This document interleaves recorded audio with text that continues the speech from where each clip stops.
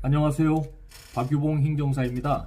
오늘은 제가 여러분들께 토지 수용, 즉 토지 보상에 대해서 간단히 말씀을 좀 드리겠습니다. 통상 토지 보상이라고 하는 것은 국가나 공공기관 등이 공공주택 건설이라든가 또는 도로, 철도 등 이런 어떤 교통 인프라를 확충한다든가 또는 여러 가지 산업단지를 조성할 때 토지가 매수가 되겠죠. 그래서 이 토지 매수를 토지 수용이라고 하고요. 거기에 따라서 실제 토지 소유자한테 보상을 하는 절차가 토지 보상이라고 생각하시면 되겠습니다. 이 토지 수용이나 토지 보상을 진행하는 절차가 있는데요. 첫 번째는 주민 의견을 청취합니다.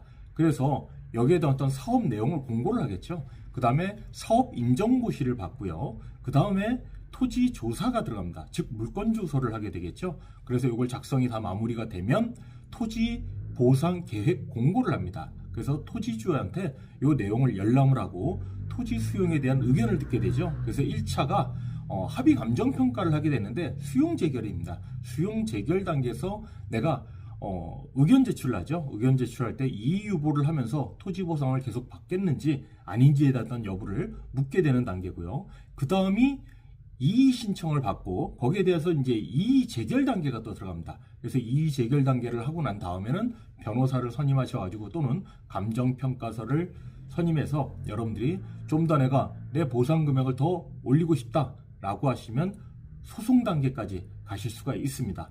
네, 실제로 이런 토지 보상을 하게 되면 상당히 오랜 기간이 또 걸리고요. 그 다음에 토지 보상은 무엇보다도 여러 가지 보상이 있죠. 특히 첫 번째가 이제 토지죠. 토지는 통상 공시지가, 그 다음에 지가 상승률 이런 걸 고려해서 감정평가사가 감정을 평가하게 되고요.